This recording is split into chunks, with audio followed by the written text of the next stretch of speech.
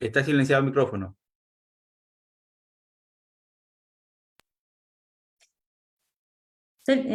Saludos cordiales a todos y a todas en Reino Unido, Europa, Ecuador y en cualquier otra parte del mundo.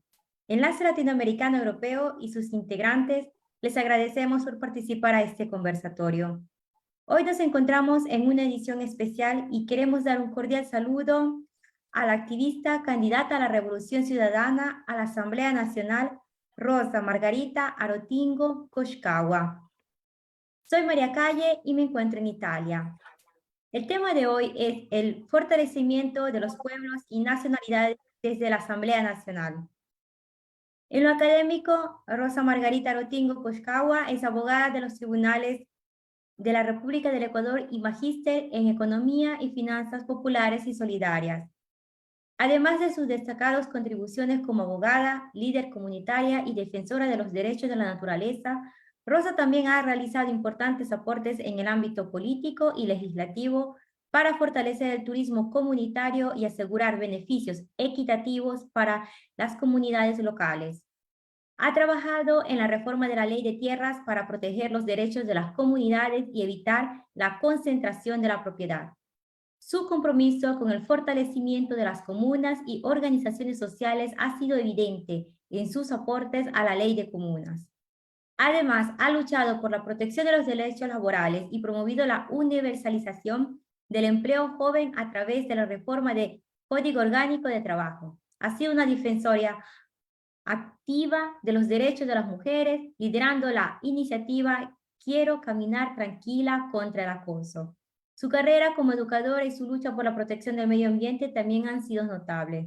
En resumen, su dedicación al servicio público y su lucha por la justicia social nos da un ejemplo a seguir en la construcción de un Ecuador más justo y sostenible. Actualmente, dentro de la Confederación Nacional de las Organizaciones Campesinas, Indígenas y Negras, FENOCIN, es dirigente nacional de la mujer y la familia, cargo que se concluirá en el 2025. También es candidata a la Asamblea Nacional junto al binomio de la Revolución Ciudadana.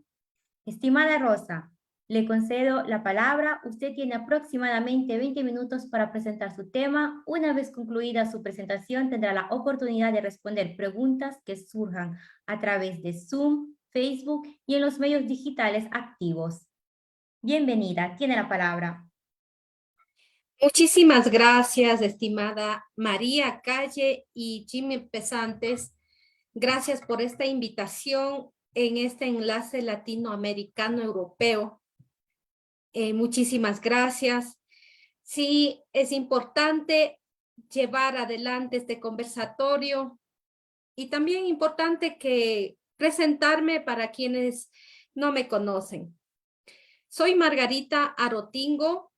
Soy de la provincia de Imbabura, del cantón Cotacachi.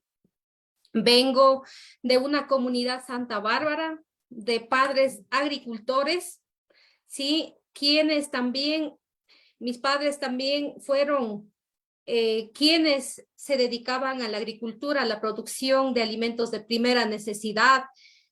Y realmente conocemos desde el territorio las necesidades, también las bondades que da nuestra madre tierra, ¿sí? Y realmente mi padre fue líder indígena, fundador de la Unión de Organizaciones Campesinas Indígenas de Cotacachi, UNORCAG, la organización a la que yo represento, una organización social de segundo grado que está radicado en el cantón Cotacachi, la cual, al ser fundador, a mí desde niña me llevaba a estas reuniones y también me ha gustado estar dentro de este tema de la lucha social y me he involucrado desde muy temprana edad. Fui en el año 98 dirigente de mujer y familia de esta organización UNORCAG. Posteriormente estaba en la Federación Indígena Campesina Provincial de Imbabura, FICAPI. Actualmente como dirigente nacional de la mujer y familia de la Confederación Nacional de Organizaciones Campesinas Indígenas y Negras, FENOCIN, una organización que tiene trayectoria de 54 años que fomentamos la interculturalidad, donde estamos campesinos, indígenas, afros, montubios, una verdadera interculturalidad, donde nuestra base está dentro de las 24 provincias de nuestro querido país Ecuador, la misma que estamos con diferentes ámbitos, con diferentes organizaciones que se dedican a la agricultura, a la ganadería, al emprendimiento y en todo ámbito de nuestra provincia y de nuestro país. También dentro de mi preparación, trayectoria académica, me preparé como abogada de los tribunales de la República, mi pregrado. Tengo una especialidad en economía popular y solidaria. Tengo la maestría en economía y finanzas populares y solidarias. En el gobierno de la Revolución Ciudadana, yo también trabajé en lo que es directora distrital de educación intercultural bilingüe. Posteriormente fui subsecretaria de educación intercultural bilingüe, donde pudimos realizar las políticas públicas dentro del ámbito educativo para pueblos y nacionalidades, donde se realizó los currículos interculturales bilingües para cada una de las nacionalidades, para cada uno de los pueblos, 14 pueblos, y también lo que es la etnoeducación para nuestros hermanos afros. Dentro de la trayectoria también he estado como directora de una cárcel de adultos de las personas privadas de libertad en el cantón Ibarra, provincia de Imbabura. Bueno, dentro de esos aspectos, trayectorias que he tenido también, la experiencia, la trayectoria de lo que se trabajó con la Revolución Ciudadana dentro del gobierno de Rafael Correa. Y siempre el fin organizativo nuestro también nos ha llevado a esto, ya que me ha gustado siempre estar pendiente en lo que se refiere al tema de mujeres. Al ser ahora, desde hace mucho tiempo, la esencia de la organización, el por qué es importante organizarnos, tantos mujeres, tantos y de diferentes sectores, ¿no es cierto? Mujeres indígenas, mujeres lideresas, también la organización social de varios ámbitos, ¿no es cierto? En eso me he identificado bastante con la lucha social, con la resistencia, siempre con el fin de que nuestros pueblos y nacionalidades tengan una vida digna, porque la opresión que nos ha llevado ha sido porque nosotros también no hemos tenido la voz propia. Podríamos decir que sin la organización no hubiésemos logrado algunos derechos colectivos que en la actualidad lo tenemos. Específicamente hablemos de hace unos 40 años atrás, cuando de mi territorio, Cantón Cotacachi, los indígenas éramos vistos como objetos. Cuando el hombre indígena salía con su trenza, los policías le perseguían, los policías le arrebataban y le hacían castigo. Y a través de estas luchas, a través de esta organización, hemos logrado nosotros también discutir y poder poner nuestro criterio, nuestra idea y de nuestras demandas que como organización social, como individuos que nos hemos identificado, poder también exigir de esta manera los intereses comunes, propósitos con el fin de resolver de manera colectiva la problemática. Y así tenemos ejemplos que dentro de el territorio nacional tenemos organizaciones y organizaciones de base. Por ejemplo, nuestra estructura está primero las comunidades de base. Por ejemplo, de la que yo vengo, la comunidad Santa Bárbara de la Esperanza, una comunidad jurídica, una comunidad ancestral donde estamos más de 200 familias radicados, la cual luego nos hemos organizado a través de organizaciones de segundo grado, como es esta de la UNORCAG, que abarca a más de 48 comunidades de base, donde toda esa organización, nosotros representamos a esta organización, y a la vez esta organización cantonal tiene su su estructura dentro de la provincial. En cambio, la provincial, la estructura está por cantones que tenemos dentro de todos los cantones, y la nacional que abarca a nivel nacional. Y por ello es importante también que tengamos que reflexionar en cuanto a los procesos de lucha, de resistencia, como lo hemos vivido junio del 2022, donde nosotros hemos exigido al gobierno de Guillermo Lasso que nos atienda las demandas importantes de estos pueblos, del movimiento indígena y del pueblo ecuatoriano. Pero sin embargo no hemos tenido respuesta. Nosotros hemos presentado por escrito, hemos presentado también todas esas demandas del pueblo ecuatoriano y movimiento indígena. Hemos sentado a las mesas de diálogo, y dentro de esas mesas de diálogo existen acuerdos firmados, pero no nos ha dado una respuesta esos acuerdos en papeles. Y por eso nosotros, al reflexionar a los procesos de resistencia de los pueblos y nacionalidades indígenas que han llevado a cabo, es necesario también que nosotros miremos acerca de la importancia de la organización y la resistencia al sistema, pero también ir con propuestas, como lo hemos hecho nosotros, sobre la necesidad real para la construcción de una cultura plena en nuestro país. Porque podemos decir que a veces nos dicen que estos indígenas van, cierran las calles, hacen la movilización, pero no, en esencia no nos dice, pero están desatendidos, los derechos están vulnerados, los sectores más vulnerables hemos sido olvidados.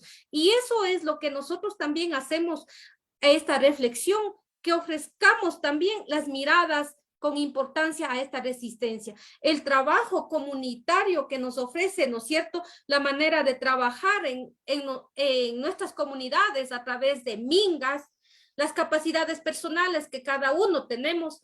Esto también es una fuerza productiva que tenemos, la fuerza productiva social, que es la combinación de esta fuerza de trabajo con gran número de trabajadores de nuestros campesinos, indígenas, montubios, ¿no es cierto? Eso podríamos hablar. Y nosotros no somos los dueños de medios de producción, pero somos importantes por nuestra mano de obra y la capacidad de trabajar que tenemos. Y por eso también nosotros hemos dicho que es necesario que nuestras tierras vuelvan a manos de los propios agricultores, a manos de los propios campesinos, porque caso contrario, ¿de qué estamos hablando? No vamos a tener lo que es la agricultura familiar campesina, no vamos a tener lo que es la soberanía alimentaria, porque posteriormente para nuestras generaciones, ¿qué vamos a dejar a ellos, no es cierto? En ese sentido, para nosotros es importante el tema de que cómo tenemos que organizar el cómo, y pensemos en nuestras generaciones también, y hablando desde la realidad, porque nosotros tenemos nuestros pequeños terrenos, parcelas, pero que para nosotros cultivarlos también y producirlos, que ha existido muchas dificultades en el mismo tema de que desde la pandemia, ¿no es cierto?, que todo el mundo estuvimos encerrados en la casa, no hubo trabajo, no hubo la activación económica, pero los agricultores no nos hemos quedado sentadas en plena pandemia, donde todo el mundo con este virus, pandemia mundial, se morían, pero los agricultores no nos hemos quedado cruzados de brazos. Los agricultores siempre estuvieron trabajando día a día para llevar los productos a la mesa de todos los ecuatorianos, pero vemos que no hay una atención desde la política pública del gobierno, ¿no es cierto?, del gobierno nacional, que quisiéramos tener créditos a intereses bajos y a plazos que tienen que darnos, ¿no es cierto?, para poder comprar los abonos, las semillas, la maquinaria que necesitamos para cuidar la tierra y el agua de riego. El agua de riego es muy importante, y la ley de agua también para nosotros, el pueblo indígena, el pueblo campesino, quienes en verdad nos dedicamos a este tipo de agricultura, a la producción. Pero nos sentimos abandonados en ese sentido. Más que todo en este gobierno desde Lenín Moreno, Guillermo Lasso, han quitado el presupuesto que estaba asignado. Y en esto tiene que ser de manera integral, donde también tienen que dar oídos, también tienen que dar la vista a todos los sectores, en lo que es salud, en lo que es educación, en lo que es la agricultura, pero todos esos presupuestos nos han quitado, no han dado prioridad al sector, ¿no es cierto? Nosotros nos juntamos a trabajar en Minga por un objetivo común, que es tener agua de riego para nuestras comunidades, que el Estado, quien construye con dinero público todo el sistema de riego para el uso de grupos de empresarios, pero no son capaces de construir sistemas de riego que beneficie a personas que vivimos en las comunidades. Por ejemplo, hoy aquí en Ecuador había el Senagua en el gobierno de la Revolución Ciudadana. El Senagua ahora ya no existe ni la institucionalidad. Entonces, ¿cómo podemos fortalecer y cómo podemos dar una política pública a los sectores vulnerables, ¿no es cierto? En ese sentido, es muy importante que como organización tenemos que también exigir estos derechos. Y por ello la esencia de cómo organizarse es importante, porque al formar una organización no se produce pues de manera espontánea, de una manera que un grupo de personas vengan y hagamos. Esto requiere de procesos de formación, de decisión colectiva con objetivos, metas, medios y una estructura orgánica. Esto es un proceso permanente de relación del ser humano entre hombres, mujeres, jóvenes, niños, las comunas, comunidades que tengan un interés en organizarse. Una situación que todos intentemos resolver esta problemática colectiva. Entonces, es muy importante esta temática del por qué, cómo organizarnos. Debemos tener muy presente, conocer las realidades y las necesidades, ¿no es cierto?, de nuestros aliados, de dónde dirigir la exigencia y las demandas, como lo hicimos con estos gobiernos de turno, pero no nos han dado ningún oído. Y por ello nos hemos también nosotros empoderado al momento de que desde nuestras bases nos han pedido que seamos candidatas a la Asamblea Nacional, porque nosotros que conocemos la temática, que conocemos desde nuestro territorio, desde el sector de la ruralidad, hemos aceptado también a ser candidatos. ¿Y por qué con la Revolución Ciudadana? Porque yo en la edad que tengo, ya estoy viejita también, entonces hemos visto de los gobiernos de turno que han pasado, y las generaciones también hemos pasado. Pero yo también soy fruto de la Revolución Ciudadana, que pude prepararme también. Igualmente tenemos jóvenes que se están preparando con becas, porque sin educación nosotros no podemos avanzar. Solo la educación nos hará libres. ¿El por qué? Porque nosotros vamos a tener nuestro propio criterio, nuestro propio pensamiento, nuestra forma, nuestra filosofía propia de cómo poder sacar al país, a la familia adelante. Y por eso es importante que existan los recursos, los presupuestos, lo que es para salud, educación, porque la juventud es el presente. Y siempre el eterno presente, decimos el futuro, pero yo pienso que todos los días es el presente.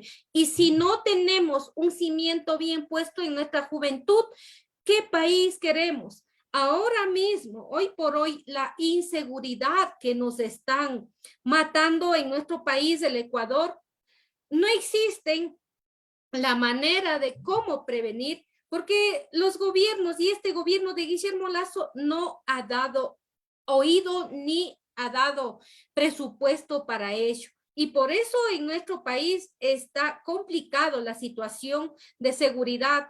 Los negocios ahora, los pobres emprendedores tienen que cerrar a temprana hora porque la delincuencia también lo están arrebatando, pero no hay manera que una política pública que nos puedan favorecer. Entonces es necesario también que tengamos nosotros concienciarnos que desde la asamblea, nosotros que venimos de las organizaciones, sabemos lo que nos hace falta. Las bases, conocemos quiénes son responsables de la situación en la que vivimos.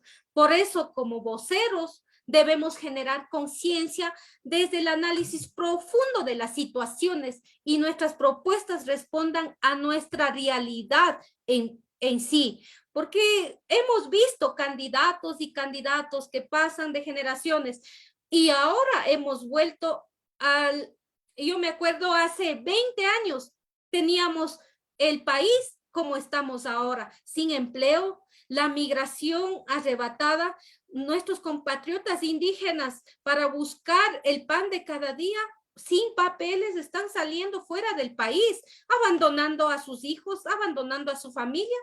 Y eso no queremos. Queremos recuperar nuestra patria.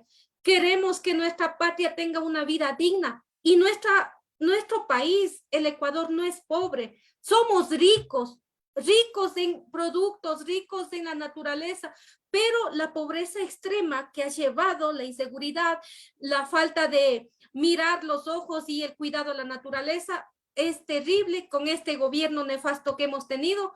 Y no me da miedo de hablar porque las cosas hay que decírselos cómo están llevando. Entonces, por ello es importante que como dirigentes y en conjunto, ¿no es cierto?, de todos los que participamos en las organizaciones, debemos tener esa capacidad de que nuestras propuestas sean concretas, comprensibles para todos en idioma sencillo y hacer efectivo eso, el trabajar en conjunto con el Ejecutivo para resolver los problemas que tenemos, los problemas inmediatos que ahora en los hospitales ni un paracetamol, ni un médico especialista. Entonces yo me pregunto, ¿por pobres tenemos que morirnos en esta desgracia?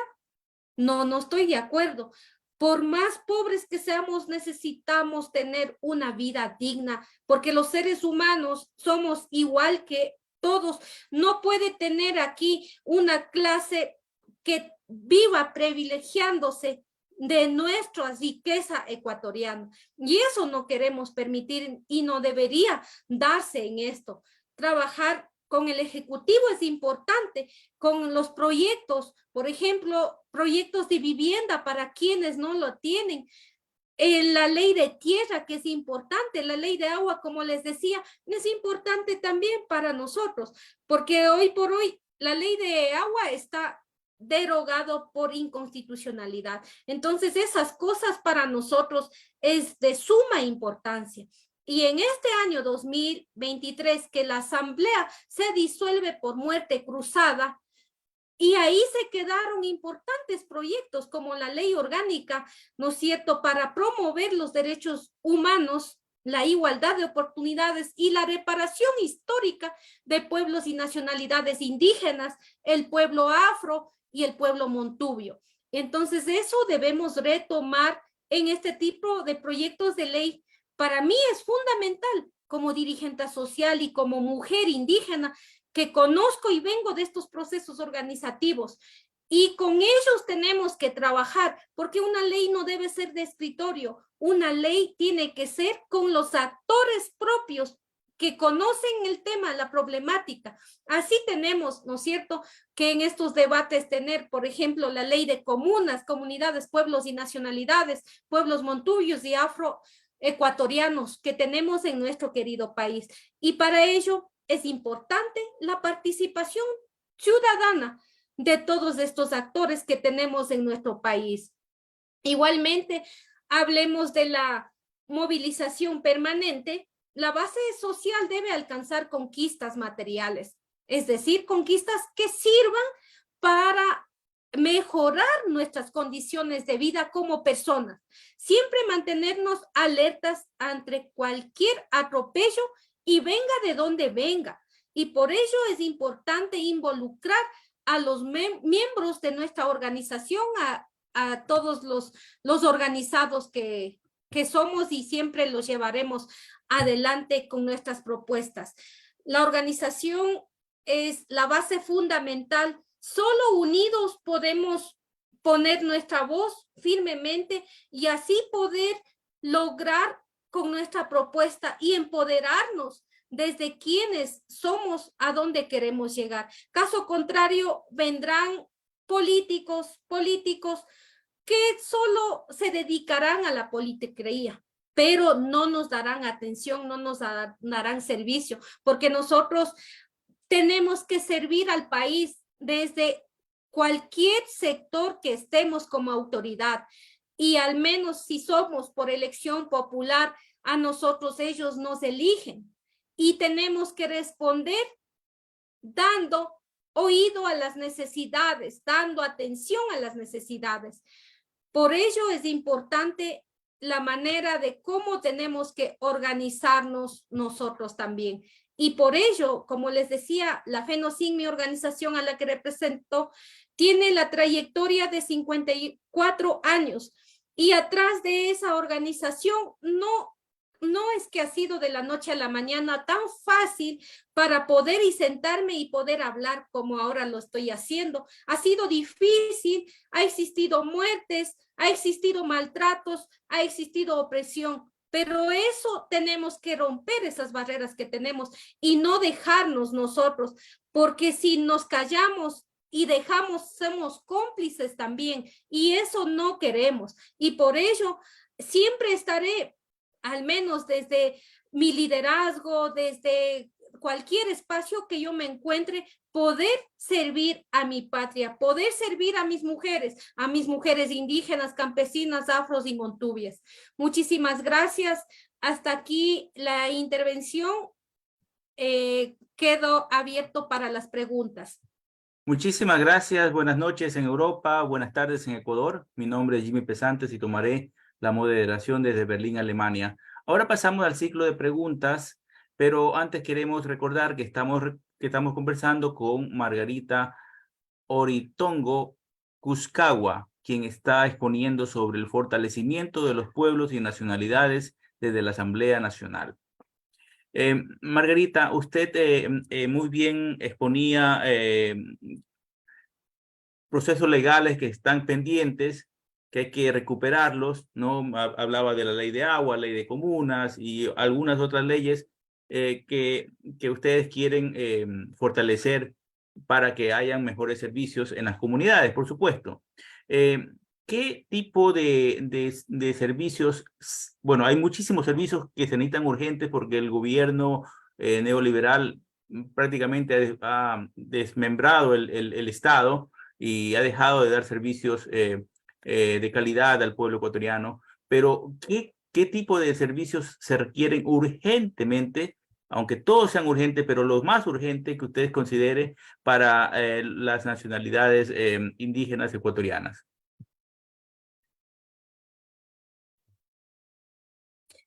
El servicio urgente que queremos nosotros también, por ejemplo, el Senagua tiene que aparecer, tenemos que dar el servicio, agua de riego, agua de consumo para nuestros pueblos y nacionalidades.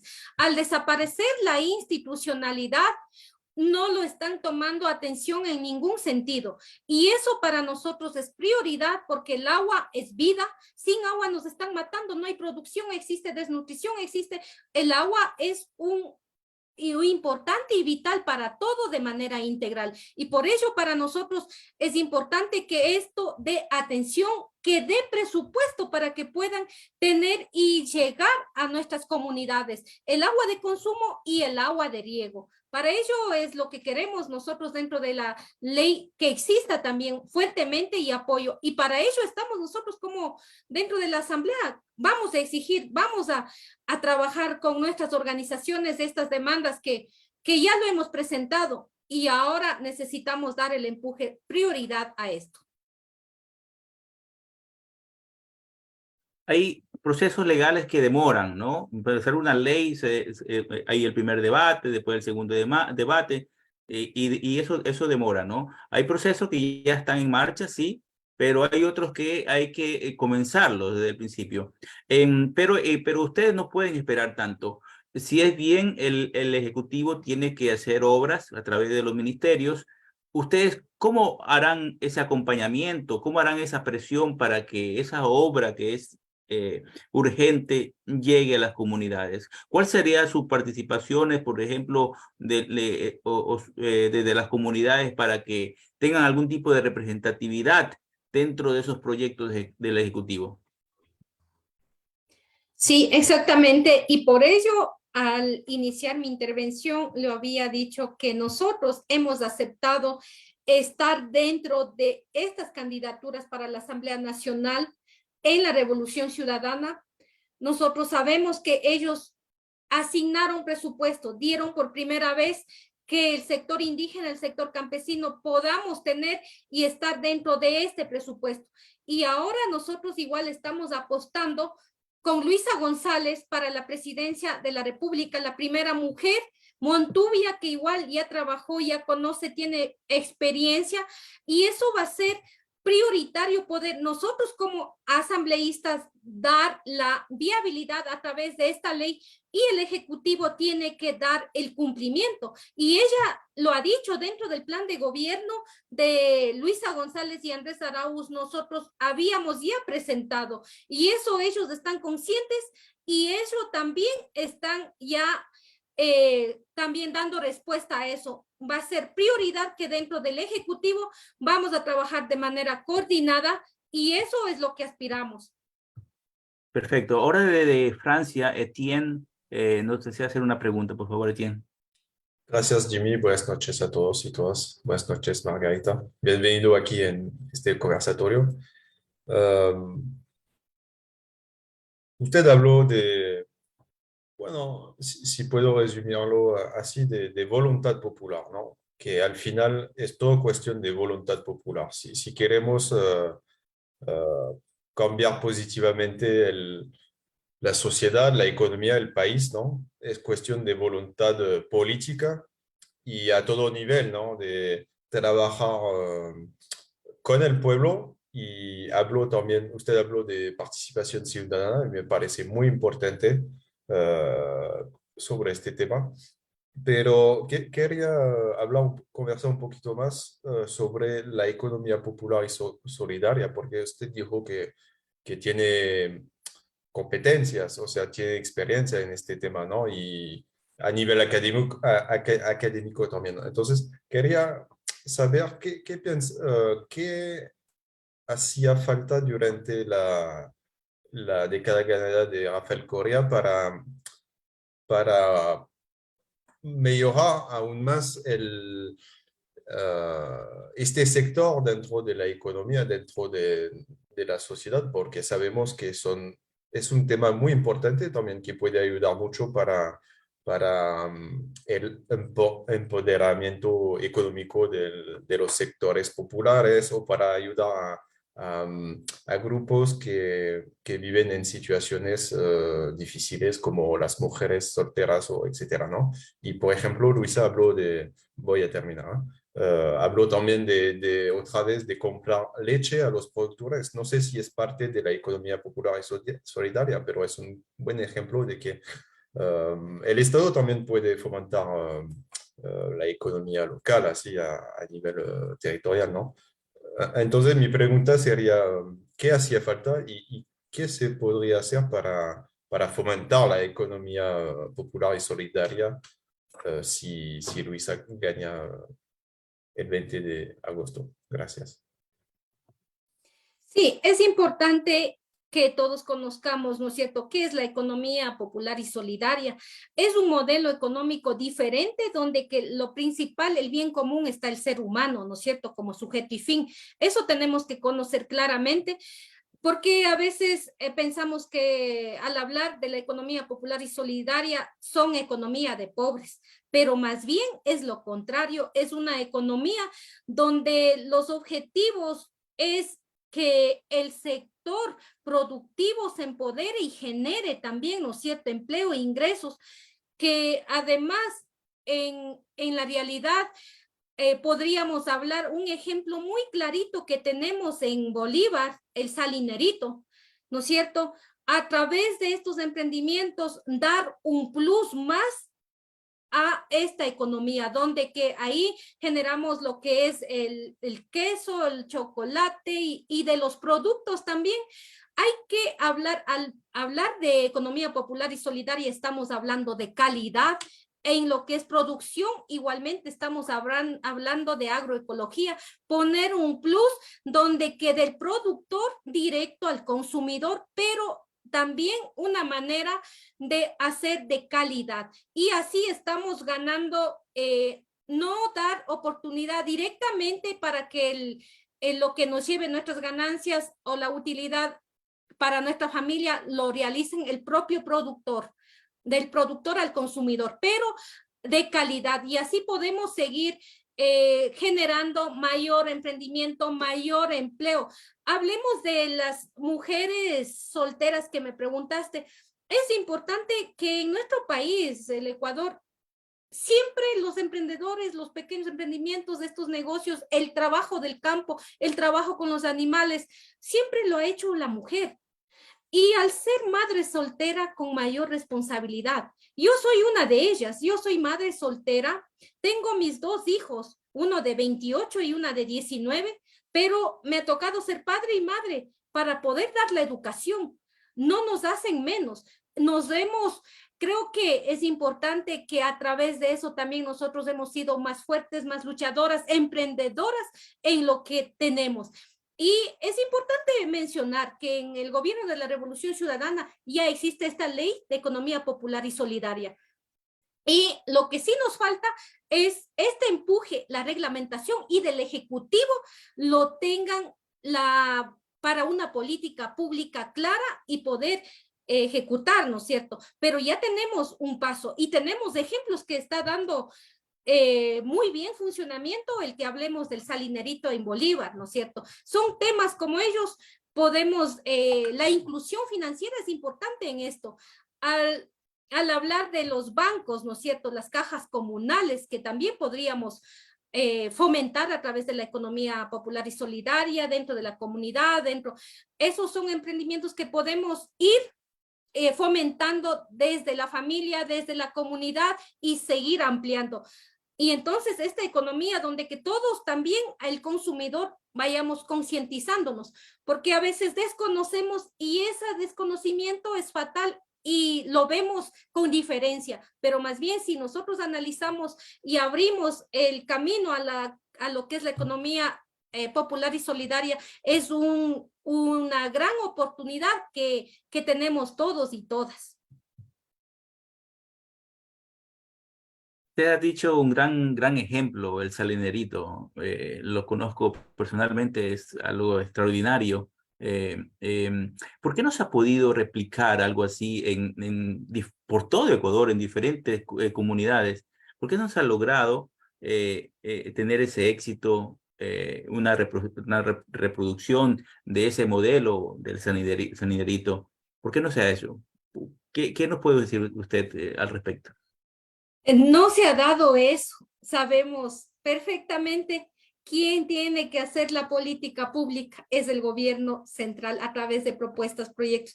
Y eso no tenemos el apoyo de este gobierno de Guillermo Lasso ni de Lenín Moreno. Quedó sembrado este proyecto, pero ahora por ello nosotros queremos empoderarnos y hacer que esto sea realidad, porque esto, si hacemos réplica como el Salinerito de Guaranda en casi todas las provincias, esto va a ser espectacular. Es un proyecto emblemático que nos puede sacar de la pobreza a la mayoría de ecuatorianos que vivimos. Eso es una gran realidad y para ello es importante el sistema de gobierno que se lleva. Y por ello nosotros apostamos con Luisa González a la presidencia, la Revolución Ciudadana, que dejó sembrando este proyecto. Muy bien, pero el proyecto de Salinerito existía ya antes de la Revolución Ciudadana y claro, se fortaleció bastante durante la Revolución Ciudadana. Recuerdo que se puso incluso una instalación muy grande de acopio en Guayaquil. Pero eso también tiene que ver con las comunidades, ¿no? La forma de organización, las capacidades que logren tener para poder armar todo un sistema empresarial, pues un sistema empresarial comunitario muy interesante. ¿Cree usted que falta ese impulso, como usted bien dijo, que del Ejecutivo, que con este gobierno, por supuesto, no existe, pero cree usted que es factible, por ejemplo, con un nuevo gobierno de la Revolución Ciudadana, hacer ese salto que el Ejecutivo de ese impulso que ustedes necesitan como para que se reproduzca un poquito más este tipo de sistemas que son tan exitosos? Claro, es importante el impulso que tengamos desde el Ejecutivo, porque no olvidemos que quien tiene que dar la viabilidad también las políticas públicas es desde el Ejecutivo. Sin embargo, sabemos que, como usted bien lo ha dicho, el proyecto de Salinerito empieza desde mucho antes. Sí, lo conocemos la realidad. Fue unos padres que fueron apoyando a esto y de ello han logrado. Y nosotros igualmente necesitamos agruparnos, ¿no es cierto?, de esta manera, pero de ley necesitamos tener algo que nos cubra, porque en realidad sí tenemos la mano de obra, sí tenemos, ¿no es cierto?, que en esto tiene que ser la solidaridad, la reciprocidad, todo, pero siempre hace falta, ¿no es cierto?, las formas asociativas, gremiales, laborables que todos tenemos que tener para realizar este tipo de actividades económicas. Entonces, para ello también sí es importante que desde el Ejecutivo también podamos apoyar a los sectores, a los sectores agrícolas, campesinos. De todo se puede llevar la economía popular y solidaria. Incluso nosotros somos parte de esto, porque si lo logramos ver, quienes estamos dentro de la economía popular solidaria, somos quienes prestamos servicios, ¿no es cierto? Productos, bienes, y nosotros también somos parte de la economía popular solidaria y tenemos que fomentar eso. Y sí es importante el apoyo también del Ejecutivo. Muchísimas gracias. Perfecto. Sabemos que su tiempo es muy corto. Tal vez una pregunta muy corta, por favor, Marta de Hamburgo, para ir terminando, ¿sí? Bueno, si hay problemas con el tiempo, accedo, o si no, bueno. En las últimas semanas se hizo viral una situación de misoginia que realmente la estamos viviendo mucho en los últimos tiempos, y claro, ahora que que el Internet hace más factible que las redes sociales, en las redes sociales se puede extender esto también. Todos nosotros rechazamos aquella situación. Mi pregunta va allí. ¿Fue una situación aislada, o usted, como mujer que está incursionada en la política, lo vive constantemente, o lo ha vivido, lo está viviendo muchas veces? Esa es una pregunta. Y la otra pregunta bien corta también es el tema de las radios comunitarias. Muy importante para difundir todo el trabajo que se hace en la asamblea, o que hacen ustedes, incluso para hacer educación comunitaria. ¿Hay proyectos encaminados en este sentido? Muchas gracias. Sí, gracias. Esas dos preguntas son fuertes, pero, o sea, vivimos la realidad en carne propia y vivido la discriminación por ser mujer y por ser indígena. Yo mismo he caminado y hasta ahora sigo caminando. Ha sido duro. Yo, al haber sido madre soltera, fui discriminada igual en la institución educativa, que hace 28 años era prohibido que una madre soltera pueda estudiar. Es lamentable, ¿no es cierto? Y bueno, pero no sabemos las razones del por qué la niña es madre soltera, porque existen violaciones, existen diferentes tipos, ¿no es cierto? Pero sin embargo, sin conocer las razones, siempre te discriminan, ¿no es cierto? Esas cosas he vivido en carne propia. Y actualmente, dentro de la vida política, que es mi primera vez, por cierto, que estoy como candidata a Asamblea Nacional, también sí he sido víctima de esta persecución por políticos, hombres que han vivido de la politiquería, podríamos decir. Yo fui víctima de una vulneración fatal por parte de Enrique Ayala Mora en la Universidad Andina Simón Bolívar, en un espacio académico donde lo único que yo hacía es un taller de capacitación para el fortalecimiento de la incidencia de la mujer para estos espacios dentro del Estado. Y yo creo que es algo importante que se está haciendo para las mujeres que vengan de mis generaciones, procesos organizativos, procesos de formación, pero sin embargo hay politiqueros que nos quieren hacer daño, pero mejor digo sin comentarios, no importa, hay que seguir en la lucha, tener voz propia y seguir con la mente y con la frente en alto, porque si tú no haces y te quedas callada y por miedo te quedas, bueno, no participo, también pienso que ya no estamos en tiempo. Hay que hablar, hay que salir adelante de cualquier obstáculo, porque si uno no sale, ¿quién más? Entonces, y pueden haber muchas mujeres valiosas, luchadoras, pero a veces por no escuchar estos calificativos que nos ponen por ser mujer, no participan, pero ahora que la ley también, el Código de la Democracia nos ha dado esa oportunidad de que seamos el 50% mujeres, igual hablando de generacional, de jóvenes y todo, esperemos que se vaya cumpliendo, porque la ley existe, pero en muchas leyes existen, pero está en letra muerta. Entonces eso hay que dar la viabilidad y para ello, ¿quién más nos puede dar? Nosotros mismos empoderarnos, no callarnos y también responder, porque no somos, yo sé decir, no soy tonta que alguien me haga callar. Hay que hablar. Las mujeres tenemos que tener voz propia y luchar. Eso y la otra pregunta, no me acuerdo cuál fue, pero repíteme, por favor. De radios comunitarias. Las radios comunitarias. Ya, excelente.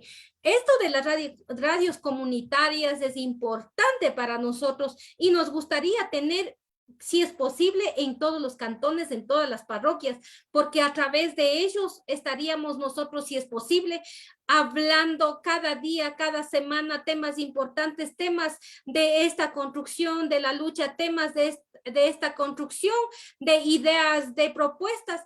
Y también podríamos hacer foros, no sé, todo tipo. Entonces eso es importante, pero en la actualidad también siempre nos dicen que la ley no te permite, y eso queremos también nosotros revisar al momento que lleguemos a ser dentro de la Asamblea Nacional, revisar eso y dar viabilidad, porque de cualquier modo nos quieren callar, pero no hay que permitir. Entonces, a través de esta radio comunitaria para nosotros sí es importantísimo.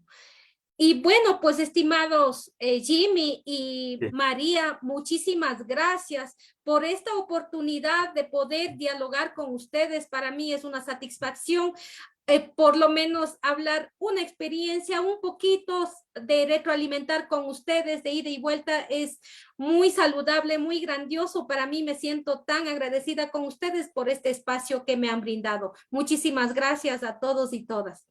Muchísimas gracias. Agradecemos a Margarita Arotingo Cuscagua por su ponencia. Le agradecemos por habernos acompañado el día de hoy en nuestro programa de L. Y antes de despedirnos, quisiéramos recordar a los migrantes ecuatorianos radicados en el exterior y que estén empadronados para ejercer su derecho al voto, que el 20 de agosto de 2023 habrán elecciones presidenciales y legislativas anticipadas y la consulta popular Yasuní. Estas elecciones se realizarán en forma telemática para todos los recintos electorales del extranjero y se podrá votar telemáticamente desde cualquier parte del mundo entre las 9 de la mañana y las 7 de la noche del país donde estén empadronados para ejercer el voto de las elecciones de Ecuador. Además, recordarles que antes de la votación telemática se deben inscribir para poder hacerlo. Las inscripciones ya se las pueden hacer en el sitio web del CNE, www.voto-telemático.cne.gov.es. Ahora sí nos despedimos y agradecemos a todas las personas que estuvieron en la plataforma Zoom y en todas las redes sociales que nos transmiten y retransmiten. L, el Enlace Latinoamericano-Europeo, es un proyecto de migrantes ecuatorianos y latinoamericanos en Europa que tiene como objetivo construir de manera participativa y consensuada un espacio de integración y unión en lo cultural, social y político con el fin de valorizar la representación de migrantes latinoamericanos en Europa. Les invitamos a todas y todos a seguirnos en las redes sociales del Enlace Latinoamericano Europeo para que puedan unirse a todas nuestras actividades. Compartan en sus redes sociales este interesante conversatorio. Nos despedimos y hasta el día de mañana. Adiós. Muchísimas gracias a todos y todas. Así que no se olviden, este 20 de agosto, todos por la lista 5 de la Revolución Ciudadana. Muchísimas gracias.